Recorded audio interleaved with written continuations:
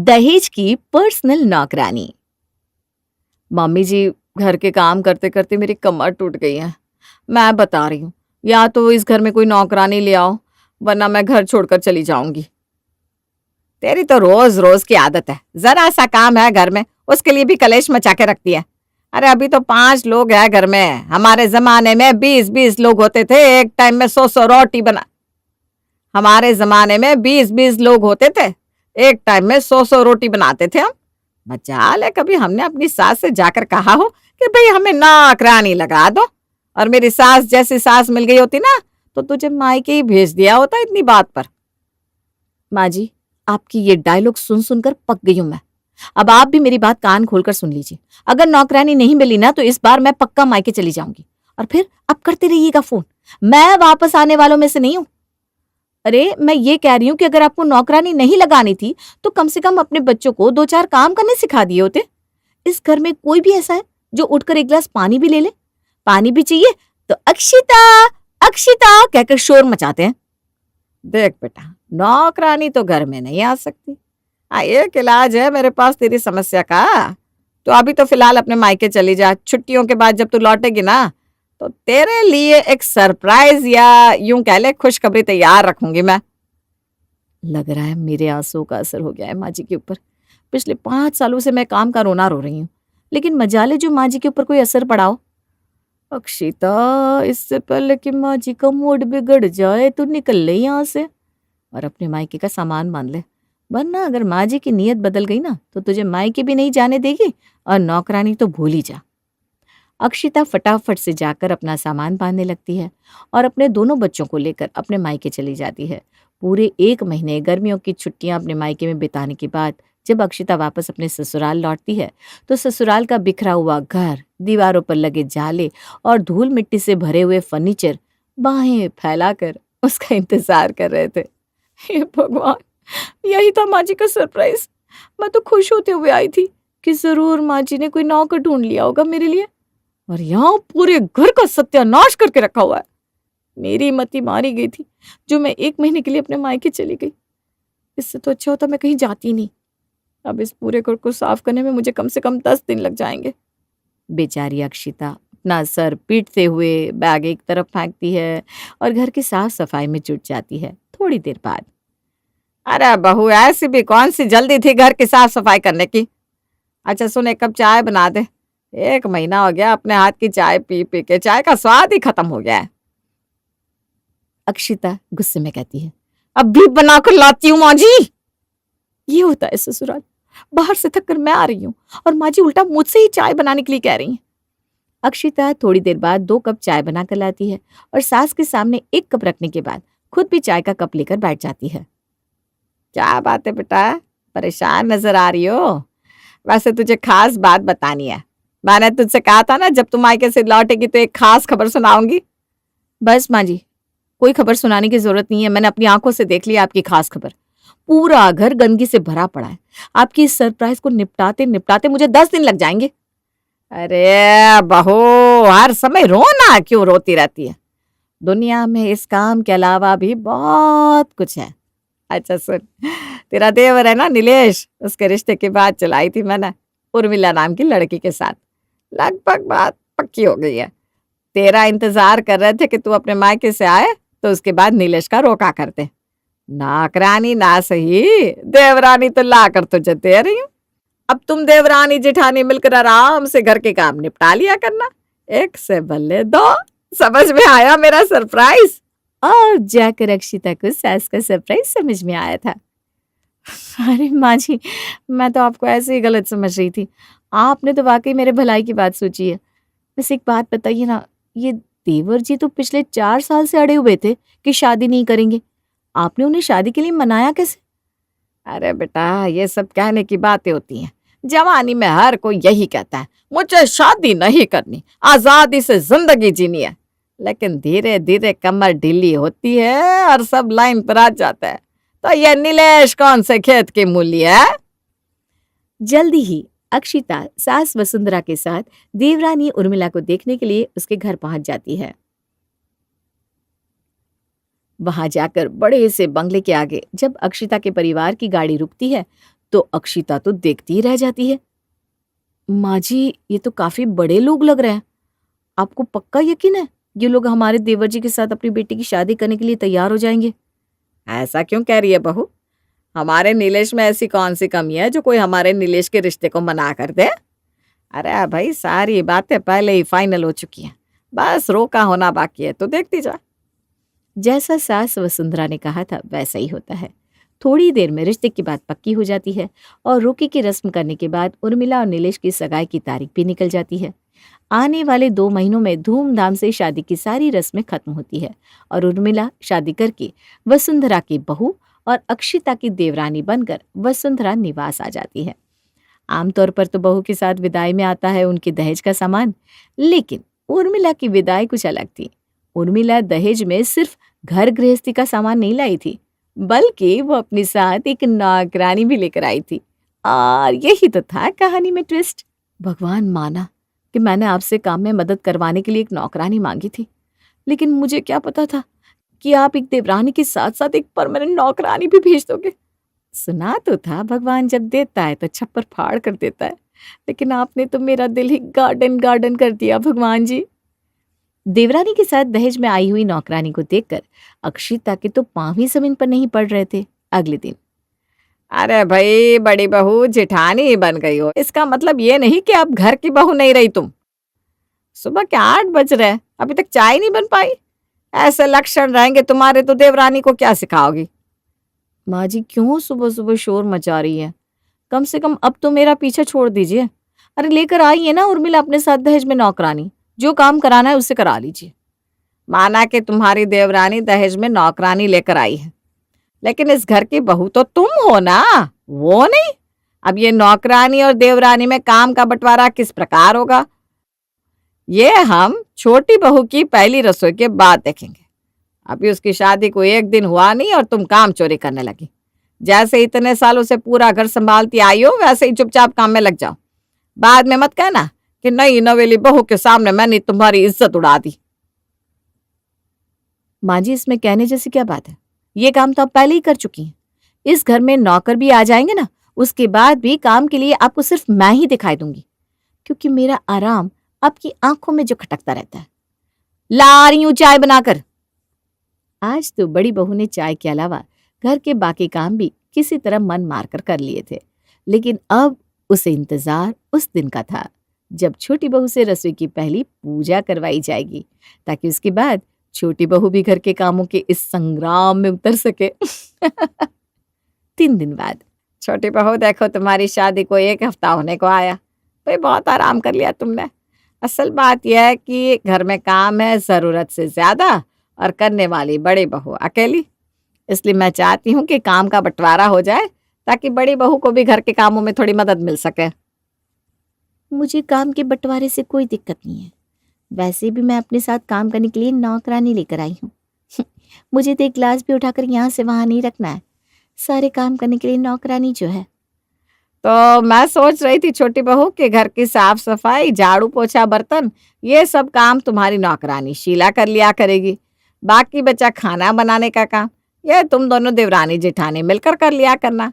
और थोड़ी बहुत मदद शीला से भी ले लेना, लेकिन अब काम वाले के हाथ का खाना तो कोई खाएगा नहीं, है ना? तो बेहतर यही होगा कि तुम्हारी शीला को बाकी के ऊपर के कामों में लगा दिया जाए। कैसी बात कर रही हैं आप माँ जी? ये किस तरह का काम का बंटवारा हुआ? काम का बंटवारा देवरानी जेठानी के बीच किया जाता है। शीला को बीच में लाने की क्या जरूरत है? आपको जो भी काम का बंटवारा करना है मेरे और भाभी के बीच में करिए। और वैसे भी शीला कोई पूरे परिवार की नौकरानी नहीं है, वो सिर्फ मेरी पर्सनल नौकरानी है। शीला क्या काम करेगी, क्या खाएगी, कब सोएगी, ये सब सिर्फ मैं डिसाइड करूंगी। बाकी किसी को उसको काम बताने की कोई जरूरत नहीं है। अरे अरे बेटा, ऐसी बातें क्यों कर रही है तू? भाई, जब दहेज में तेरी शीला हमारे घर आ ही गई है, तब उस पर हमारा भी अधिकार हुआ है। और क्या फर्क पड़ जाएगा अगर थोड़ा बहुत काम कर लेगी तो? आई तो है नौकरानी बनकर ही ना।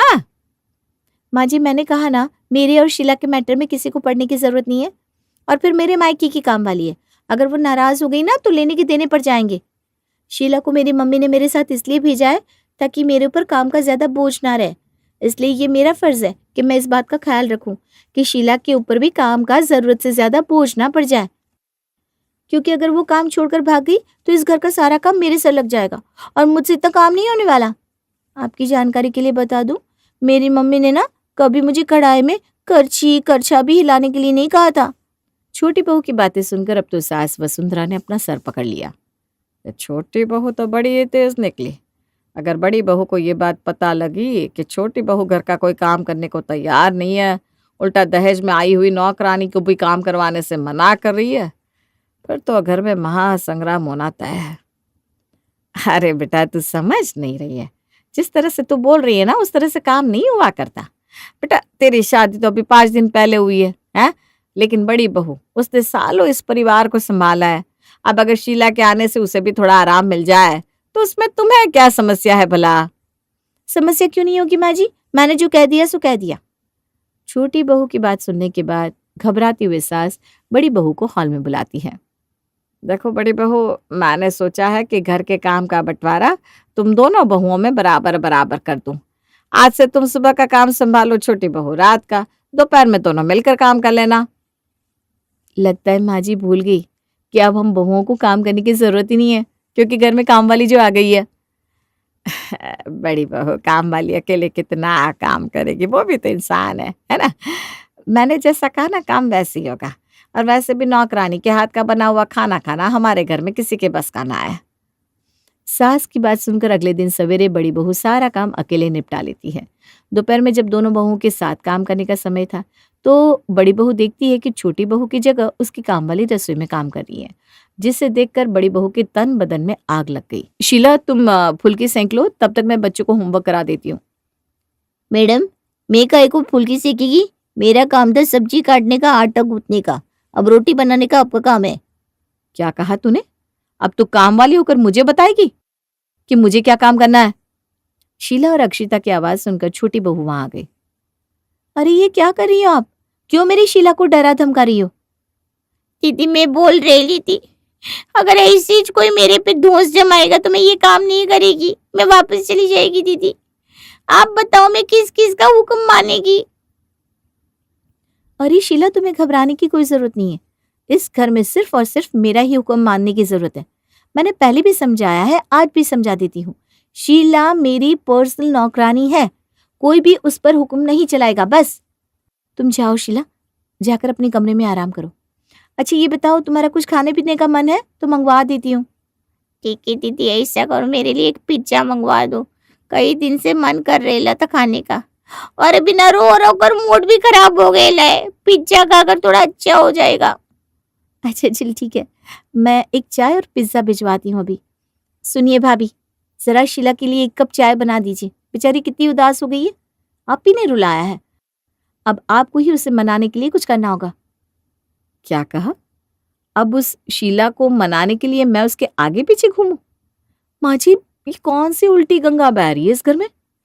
देखो बड़ी बहू, पहले ही बहुत तमाशा हो चुका है, अब मुझे और कोई तमाशा नहीं चाहिए। छोटी बहू ने जैसा कहा वैसा करो और शीला के लिए 1 कप चाय बनाओ। छोटी सी बात का बतंगड़ बनाकर बड़ी आसानी से छोटी बहू और उसकी काम वाली काम से बच गए थे, और अभी भी घर का सारा काम बड़ी बहू को ही करना पड़ रहा था। बहुत कहती थी माँ जी आप कि देवरानी आएगी तो काम में मेरा हाथ बटाएगी। अब आप ही बताइए, देवरानी तो क्या, मेरी तो इतनी भी हैसियत नहीं रही इस घर में कि मैं नौकरानी से कहकर अपना कोई एक काम करवा लूं। शीला का नाम देते ही दान दनाते हुए आपकी छोटी बहू यहां आकर खड़ी हो जाती है, फिर उसके बाद तानों का सिलसिला चल पड़ता है। समस्या तो मुझे भी समझ में आ गई है। अब आप ही बताइए, इस प्रॉब्लम का सोल्यूशन क्या है? अरे हमसे बड़ा मूर्ख कौन होगा? घर में काम वाली के होते हुए भी सारे काम खुद करने पड़ रहे हैं। तुम दोनों भी आपस में तो खूब झगड़ा कर लेती हो, एक नौकरानी नहीं संभाल पा रही है तुमसे। मनोज, बाजार से थोड़ी सब्जियां ले आया करो, अब से ये काम तुम्हारा है। माँ, घर संभालने का काम इन दोनों का है ना, फिर बार बार क्यों घर की पंचायत में आप मुझे घसीटने की कोशिश करती हो? मनोज भी कड़वा सा जवाब देकर निकल गया। दूसरी ओर, बड़ी भाभी, मैं क्या बोल रही थी, आप मेरे से नाराज है क्या? नहीं नहीं भाई, हम तुमसे नाराज होने वाले कौन होते? वैसे भी तुम तो उर्मिला की पर्सनल नौकरानी हो, तुमने ही तो उस छोटी सी बात का चिल्ला चिल्ला कर बतंगड़ बनाया था। मैं तुमसे अब कोई बात ही नहीं करने वाली। भाभी, अगर मेरे से गलती हुई है तो मेरे को माफ कर दो, लेकिन मैं क्या करेगी, मेरे को जितना और जैसा करने को बोला जाएगा उतना ही कर सकती है ना। छोटा मुंह बड़ी बात भाभी। उर्मिला दीदी ने मेरे को बोले लाए, अगर मैं किसी का भी काम किया तो वो मेरे को नौकरी से निकाल देगी, और जो कुछ भी उस दिन मैंने किया ना वो सब उर्मिला दीदी ने मेरे से करने को बोला था। अब आप भी बताओ भाभी, मैं क्या करती। क्या बात कर रही है? उस दिन जो नाटक हुआ वो सब उर्मिला की चाल थी? अब क्या बोलेगी भाभी आपको, उनके घर से सालों से मेरा दाल रोटी चल रहा है। अब मैं ज्यादा बोल नहीं पाएगी, पर इतना बोलेगी, ये सब उर्मिला दीदी की चाल है, ताकि उनको एक भी काम ना करना पड़े, और आप घर के कामों में 24 घंटे लगेली रहेगी। वो अपने हिस्से का काम मेरे से करवा लेगी और आप बेचारी पूरा दिन घर के काम में उलझी रहेगी। सच बताए तो मेरे को ना आपको देखकर बहुत तरस आता है। उर्मिला की इतनी जुर्रत, मैं उसे छोड़ूंगी नहीं। भाभी, मेरे पास ना एक तरीका है, आप ये मत कहना ये सब मैंने आपको बताया है। आप ना माँ जी के सामने जाकर हर बार की लड़ाई करना छोड़ दो। आप बोल दो ना, घर में काम का बंटवारा बहुओं के बीच में होता है, नौकरानी और जेठानी के बीच में नहीं। और फिर ये कोई अच्छी बात है क्या कि आप इस घर की बहू हो और आपको मेरे साथ काम का बंटवारा करना पड़ता है? अरे वही घर की बड़ी बहू की हैसियत क्या एक नौकरानी के बराबर रहेगी? नौकरानी शीला के चढ़ाने बढ़ाने का परिणाम ये हुआ कि अक्षिता ने जाकर सास वसुंधरा के सामने कलेश कर दिया। बड़ी बहू, तुमसे ऐसी उम्मीद मुझे बिल्कुल नहीं थी। अरे भाई, क्या फर्क पड़ जाएगा अगर ये उर्मिला की जगह शीला काम कर लेगी तो? तुम्हें तो इस बात से मतलब होना चाहिए ना कि घर के काम किसी तरह निपट रहे हैं बस। और तुम्हें भी तो पहले से ही आधे काम करने पड़ रहे हैं ना। क्या फर्क पड़ता है काम उर्मिला करे कि शीला करे? कैसी बात करती है माँ जी आप? फर्क क्यों नहीं पड़ता? देखिए, मैं साफ साफ बता रही हूँ, घर में काम का बंटवारा दोनों बहुओं के बीच होगा। अगर नौकरानी हम दोनों के बीच में आई ना तो मैं भी घर छोड़कर अपने मायके चली जाऊंगी। माना कि आपकी छोटी बहू जितना पैसा नहीं है मेरे मायके वालों के पास, लेकिन इतने गिरे पड़े भी नहीं है कि जीवन भर अपनी बेटी का अपमान होते हुए तमाशबीन बनकर देखते रहेंगे। छोटी बहू, देखो बड़ी बहू गुस्से में है, तुम ऐसा करो, जब तक बड़ी बहू का गुस्सा शांत नहीं हो जाता तब तक घर के काम शीला से करवाने के बजाय तुम कर लिया करो। और वैसे भी बड़ी बहू पूरी तरह से गलत तो नहीं है। इस घर में बहू बनकर तुम आई हो, इसलिए इस घर को संभालने की जिम्मेदारी शीला की नहीं तुम्हारी है बेटा। सास की बात सुनकर बेचारी छोटी बहू को भी घर के कामों में जुटना पड़ता है। अब दोनों बहुएं पूरे घर का काम निपटा रही थी और खाली बैठे बैठे शीला कभी फल तो कभी मेवे कभी पिज्जा खाकर अपना टाइम पास कर रही थी। तो अंत में हुआ यूं कि दो बिल्लियों की लड़ाई में फायदा बंदर का हो गया और बिल्लियां म्याऊं म्याऊं लड़ती रह गई। छोटी बहू, बड़ा घमंड था ना तुझे। शीला तेरी पर्सनल काम वाली है। आंखें खोल कर देख, पूरा दिन मुफ्त का राशन उड़ाती है कामचोर, और एक काम में हाथ नहीं लगाती। तुझे पूरे घर का काम खुद करना तो मंजूर है, लेकिन यह मंजूर नहीं कि तेरी काम वाली को कोई घर में 4 काम बता दे। तुझे समझ में नहीं आता कि जेठानी तेरी ज्यादा सगी है या ये काम वाली? सास की डांट का आखिर में छोटी बहू के ऊपर असर होता है। उसके बाद जेठानी अक्षिता भी जब शीला की सच्चाई बताती है तो उर्मिला आनन फानन में उसे काम से बाहर कर देती है और फिर दोनों बहुएं मिलकर घर चलाने लगती हैं। बेटा, मैं तेरे भले के लिए कह रहा हूँ, अगर तूने अभी जी जान लगाकर मेहनत कर ली तो आगे तेरा फ्यूचर सेटल हो जाएगा। लेकिन पापा, मेरे भी कुछ सपने हैं और मैं अपने पैशन को फॉलो करना चाहता हूँ। मेरा पढ़ाई वढ़ाई में मन नहीं लगता, मुझे बाइक राइडिंग का शौक है। तो मैंने तुझे कब मना किया अपना पैशन फॉलो करने के लिए? मैं तो सिर्फ इतना चाहता हूँ कि तुझे और मिडिल क्लास फैमिली के लड़कों की तरह प्राइवेट सेक्टर की जॉब्स के लिए धक्के ना खाना पड़े। पापा, आप मुझे बिल्कुल नहीं समझते।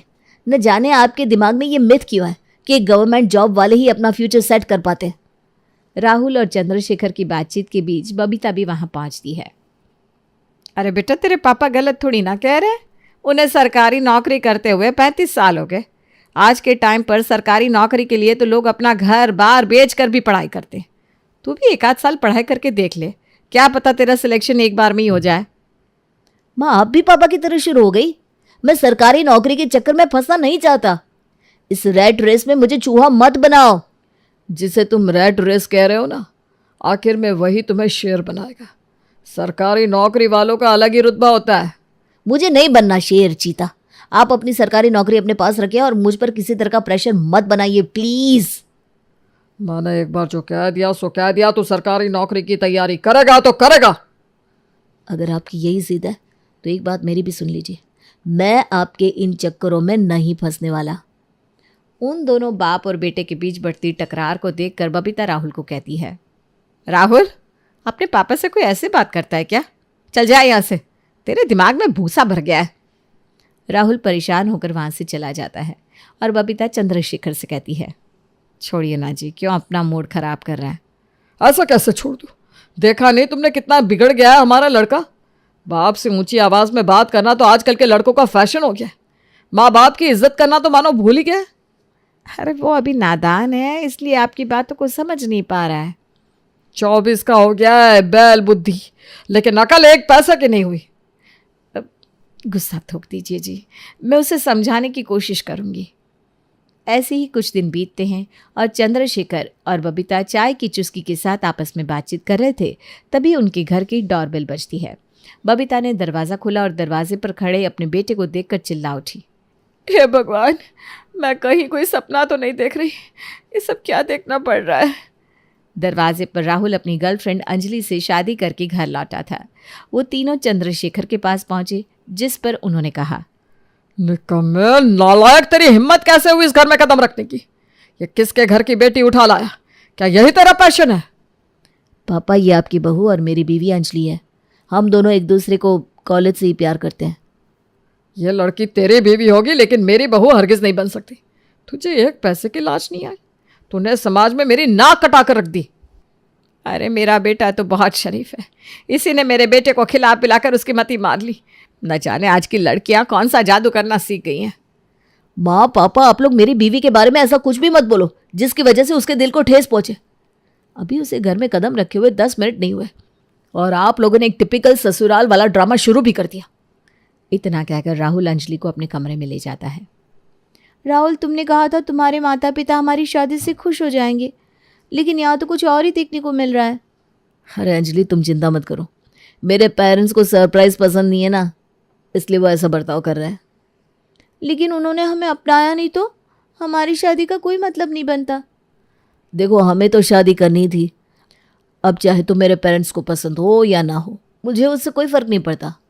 लेकिन मुझे फ़र्क पड़ता है ना। अगर हमारे माँ बाप ही हमारी शादी से खुश नहीं रहेंगे तो फिर हमारी खुशियों का क्या मतलब? राहुल अंजलि की बात पर गुस्सा होकर बाहर चला जाता है, लेकिन अंजलि अपने मन में ठान लेती है कि वो अपने सास ससुर के दिल में जगह बनाकर रहेगी। अगली सुबह अंजलि नहा धोकर पूजा पाठ करती है और अपने सास ससुर के पैर छूकर उनसे आशीर्वाद लेती है। बस बस, हमारे पैर छूने से तेरे पाप कम नहीं हो जाएंगे। मेरे बेटे को तो वश में कर ही लिया है, अब हम पर डोरे डालने चलिए। दूर रह तू मुझसे। नहीं सासू माँ, ऐसा नहीं है। मैं तो दिल से आपका आशीर्वाद लेना चाहती हूँ। पापा, आप भी मुझे आशीर्वाद दीजिए। तुम मेरे नज़दीक भी मत आना। तुमने इस घर में तो अपनी जगह बना ली है, लेकिन मेरे लिए ये रिश्ता नाजायज़ ही रहेगा। कोई बात नहीं पापा जी, मैं आपको गलत नहीं समझ रही हूँ, बस सही समय आने का इंतज़ार कर रही हूँ। मुझे विश्वास है कि एक न एक दिन आप मुझे खुद ही अपनी बहू स्वीकार लेंगे। इतना कहकर अंजलि वहाँ से चली जाती है। अंजलि धीरे धीरे घर की सारी जिम्मेदारियों को संभाल लेती है। ऐसे ही एक दिन चंद्रशेखर और बबीता आपस में गपशप कर रहे थे। आज तुम मेरे लिए पनीर के पराठे बनाओ, मेरा बहुत मन है पनीर के पराठे खाने का। ठीक है जी, मैं शाम को पनीर के पराठे बना दूंगी। चंद्रशेखर की ये बात अंजलि भी सुन लेती है। शाम तक बबीता सब भूल चुकी थी, लेकिन अंजलि ने अपने सास ससुर के लिए पनीर के पराठे बनाए। जब उन्होंने पनीर के पराठे खाए तो उसके स्वाद से मन ही मन बहुत खुश हो गए, लेकिन अंजलि के सामने कुछ भी नहीं कहा। पापा जी, पराठे कैसे लगे आपको? हाँ ठीक ही है, लेकिन बबीता तुमसे अच्छे बनाती है। बिल्कुल सही कहा पापा जी आपने। आखिर सासू माँ एक्सपीरियंस भी तो है मुझसे ज़्यादा, मैं भला उनको कैसे कम्पीट कर सकती हूँ। अरे बस कर, ज़्यादा मक्खन मत लगा।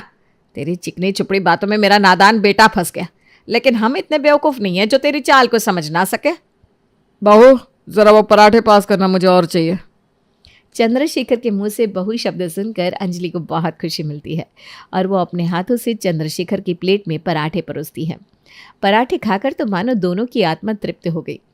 अंजलि अपने कमरे में गई जहां राहुल फ़ोन पर परेशान होकर किसी से बात कर रहा था। अरे यार, अगर इस बार भी मुझे बॉस ने नौकरी से निकाल दिया तो मुझ पर भारी संकट आ जाएगा। चल अब फ़ोन रखता हूँ, बाद में बात करते हैं। क्या हुआ, आप बड़े परेशान नज़र आ रहे हो? जिस जगह मैं जॉब कर रहा था मुझे वहाँ से नौकरी छोड़नी पड़ेगी। बॉस ने नोटिस पीरियड जारी कर दिया है। लेकिन क्यों? अब तक तो सारा काम सही चल रहा था और यूं अचानक से। हाँ अंजलि, इसलिए मैं भी बहुत परेशान हूँ। पापा सही कह रहे थे, मुझे गवर्नमेंट जॉब की तैयारी कर लेनी चाहिए थी। अगर आज मेरे पास एक सिक्योर नौकरी होती तो मुझे इधर उधर भटकना नहीं पड़ता। हाँ, पापा जी की बात तो सही थी, लेकिन तुम हिम्मत मत हारो। हर समस्या का कोई ना कोई समाधान तो ज़रूर होगा। मुझे बिल्कुल समझ में नहीं आ रहा कि मैं क्या करूँ। तुम इस बारे में पापा जी से ही बात क्यों नहीं करते? वो घर के बड़े हैं और इस मुसीबत की घड़ी में वो तुम्हारी सबसे ज़्यादा मदद करेंगे। तुम्हें पता है ना, मेरी पापा से बिल्कुल नहीं बनती। अरे तो बनाओ ना, आखिर वो हमारे माँ बाप हैं और मुझे पूरा भरोसा है कि वो हमारी परेशानियों को समझेंगे। नहीं, मेरे लिए ये काम बहुत मुश्किल है। मुश्किल है लेकिन नामुमकिन तो नहीं है ना। देखो, मैं तुम्हें एक आइडिया देती हूँ। कल सुबह नाश्ते के समय तुम पापा जी के साथ ही नाश्ता करने बैठना और उनसे अपनी इस प्रॉब्लम के बारे में डिस्कस कर लेना। ठीक है, कोशिश करता हूँ। अगले दिन सभी नाश्ते की टेबल पर बैठे थे। तब राहुल ने चंद्रशेखर से कहा, पापा, मुझे आपसे कुछ बात करनी थी। ऐसी कौन सी मुसीबतों का पहाड़ टूट पड़ा तुझ पर जो तुझे मुझसे बात करनी पड़ रही है? पापा, मुझे आपकी मदद चाहिए। बोल, क्या है दिक्कत? पापा, वो मुझे नौकरी से निकाला जा रहा है और मुझे कोई नई जॉब भी नहीं मिल रही है। तो इसमें मैं क्या कर सकता हूँ? मैं तो तुझे कहते कहते थक गया कि सरकारी नौकरी हासिल कर, लेकिन तूने मेरी एक ना सुनी। राहुल के पापा, आप भी ना, एक तो वो मुसीबत में है और आप उसे ताने दिए जा रहे हो। कम से कम उसकी बात तो सुन लो। सुन ली उसके बाद मैंने, अब एकदम से क्या बताऊं मैं? राहुल तुम चिंता मत करो, सब ठीक हो जाएगा। मुझे खुशी है कि तुमने अपनी मुश्किल में ही सही लेकिन मुझसे बात करना ठीक तो समझा। सॉरी पापा, मुझे अपने किए पर बहुत पछतावा है कि मैंने आपकी बात नहीं सुनी और अपनी ज़िद के आगे अपने लिए ही मुसीबत खड़ी कर ली। कोई बात नहीं, अभी तेरा बाप जिंदा है। मेरे जीते जी तुझे कोई तकलीफ हो, मैं ऐसा होने नहीं दूंगा। राहुल को अपने पापा से बात करके बहुत हल्का महसूस होता है। वो अंजलि को थैंक यू कहता है। Thank you Anjali. मैं अपने पापा के बारे में कितना गलत सोचता था, लेकिन मुझे पता ही नहीं था कि मेरे पापा अभी भी मेरे भले के लिए ही सोचते हैं। वो हमारे माँ बाप है राहुल, हमारे लिए वो कभी बुरा सोच ही नहीं सकते। जब से तुम इस घर में आई हो ना, मेरे घर में सुख, शांति और समृद्धि की कोई कमी नहीं। ये बात तो सिर्फ तुम समझते हो राहुल, लेकिन अभी तक मम्मी जी, पापा जी ने अपनी बहू मुझे स्वीकार नहीं किया। इतना कहकर अंजलि दुखी हो जाती है, लेकिन थोड़ी देर बाद चंद्रशेखर और बबीता के पास हो गई। चंद्रशेखर काफ़ी गंभीर सोच में डूबा हुआ था। पापा जी, आप चाय पियोगी या शरबत? बहू, मुझे अभी कुछ नहीं पीना, बाकी तुम बबीता से पूछ लो। पापा जी, आप राहुल के बारे में सोच रहे हो ना? हाँ, उसी के बारे में सोच रहा हूँ। और मुझे ये भी पता है कि तुम यहाँ क्यों आई हो। आखिर जो काम मैं और बबीता मिलकर ना कर सके वो तुमने कर दिखाया। पापा जी, कौन सा काम? मैंने तो कुछ भी नहीं किया। राहुल को मुझसे बात करने की सलाह तुमने ही दी थी ना बहू? मैं वो हाँ। मैं सब समझता हूँ। हम बाप बेटे को मिलाने के लिए तुमने उसे खूब समझाया होगा। राहुल के मन में आपके लिए बहुत नफरत थी पापा जी, लेकिन वो दिल का बुरा नहीं है। आप दोनों के बीच जो भी मिसअंडरस्टैंडिंग थी, मैंने सिर्फ उसे दूर कर दिया। तुम्हारे जैसी बहू पाकर तो मैं धन्य हो गई बेटा। मुझे हमेशा से ये गलत फहमी थी कि तुमने ही मेरे बेटे को बिगाड़ दिया, लेकिन तुमने तो उसकी ज़िंदगी संवार दी। राहुल ने बेशक मेरी कभी नहीं सुनी। उसके और मेरे विचारों में ज़मीन आसमान का अंतर हुआ करता था, लेकिन घर की बहू एक नंबर लाया है मेरा बेटा। थैंक यू पापा जी, मैं तो सिर्फ आप दोनों का प्यार पाना चाहती हूँ। गॉड ब्लेस यू बेटा। अरे बातों बातों में आपको ये बताना भूल ही गई कि मेरे पापा एक बहुत बड़े बिजनेसमैन हैं। क्यों ना मैं राहुल की जॉब के लिए अपने पापा से बात करूं, लेकिन एक समस्या है। वो क्या बेटा, कोई परेशानी है? पापा जी, आपकी तरह मेरे पापा भी इस शादी के खिलाफ थे। वो मुझसे बात करना तो दूर, मेरी शक्ल भी नहीं देखना चाहते। इसलिए मैं चाहती हूँ कि आप मेरे पापा से बात कीजिए। ठीक है बेटा, मैं तेरे मायके जाकर तेरे पापा से बात करूँगा। अगले दिन चंद्रशेखर अंजलि के पापा रमेश कुमार से मिलने उसके घर जाता है। वो रमेश को देखकर चौंक गया। अरे रामू, तू पहचाना मुझे? अरे चंदू, तू बचपन से कहाँ गायब हो गया था रे तू? सच में ये दुनिया बहुत छोटी है। हम कहाँ बिछड़े थे और कहाँ आकर मिले। और बता, कैसे आना हुआ तेरा यहाँ? मैं तो बस 1 मिनट। अंजलि तेरी बेटी है? नाम मत ले मेरी बेटी का। लेकिन तू कैसे जानता है मेरी बेटी को? लो कर लो बात। तेरी बेटी अब मेरे घर की बहू बन चुकी है। क्या मतलब? अंजलि तेरे बेटे के लिए मुझसे लड़ रही थी। अगर मुझे पता होता कि राहुल तेरा बेटा है तो मैं उसकी शादी के लिए कभी इनकार नहीं करता। जाने अनजाने में बच्चों ने अपने इस कदम से हमें मिला दिया और हमारी दोस्ती को रिश्तेदारी में बदल दिया। कैसी है मेरी बेटी? एकदम लक्ष्मी है, लक्ष्मी। उसके कदम घर में पड़ते ही मानो मेरा घर झगमगा उठा। उसने मेरे घर के साथ साथ सभी को बखूबी संभाल लिया है। क्या सच में मेरी गुड़िया इतनी बड़ी हो गई है? तुझे तो अपनी बेटी पर गर्व होना चाहिए। इतने बड़े घर की बेटी होने के बावजूद वो मेरी छोटी सी कुटिया में आकर रहने लगी। आज तक उसने कभी भी ये जिक्र नहीं किया कि वो किसी रईस खानदान से है। मैं अपनी बेटी से बहुत नाराज़ था, लेकिन अब मैं उसकी पसंद पर उसे शाबाशी देता हूँ। जितनी लायक तेरी बेटी है, मेरा बेटा इतना ही नादान है। जब उसे अपने फ्यूचर के बारे में सोचना चाहिए था, तब उसने अपनी जवानी के जुनून को अपने पैशन में बर्बाद कर लिया और अब ये प्राइवेट सेक्टर की जॉब्स के लिए दर दर की ठोकरें खा रहा है। अरे ये गवर्नमेंट सेक्टर प्राइवेट सेक्टर कुछ नहीं होता। पैसा हाथ का मैल है, मैल। तो बचपन से ही मुझसे पढ़ाई में तेज़ था, लेकिन जब से मैंने अपना बिजनेस किया है तब से मैं बिजनेस की पावर को समझ चुका हूँ। हाँ भाई, तेरी बात में दम तो है। मैं ज़िंदगी भर गवर्नमेंट मजदूर होकर भी इतना नहीं कमा पाया जितना तूने अपने बिजनेस से कमा लिया। तो अपने बेटे को कल ही मेरे ऑफिस भेज। आखिर मैं भी तो मिलूँ अपने दामाद से। लगे हाथ उसकी नौकरी भी पक्की कर दूंगा। ठीक है, मैं कल ही उसे भेजता हूँ। और हाँ, एक बात बताना भूल ही गया, तेरी बेटी पनीर के पराठे अपनी सास से भी अच्छे बनाती है। चंद्रशेखर की बात पर रमेश हंसने लगा और अगले दिन राहुल रमेश से मिला। रमेश ने राहुल को अपनी कंपनी का मैनेजर बना दिया और रमेश भी अपनी बेटी को मिलने के लिए चंद्रशेखर के घर आया।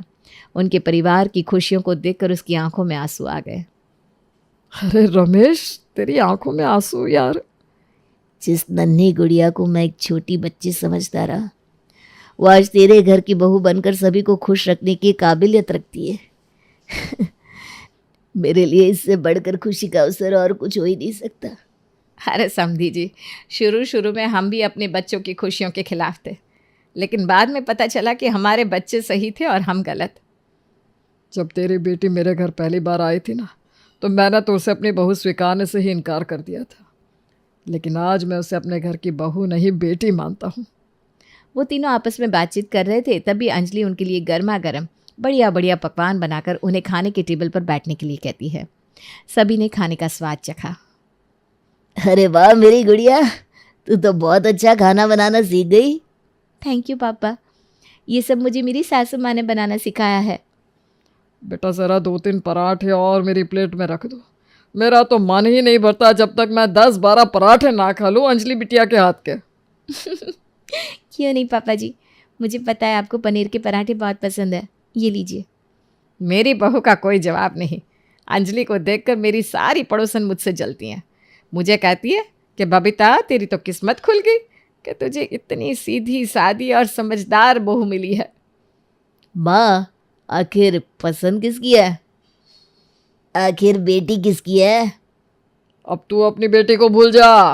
अब ये हमारे घर की लक्ष्मी है। आखिर बहू किसकी है?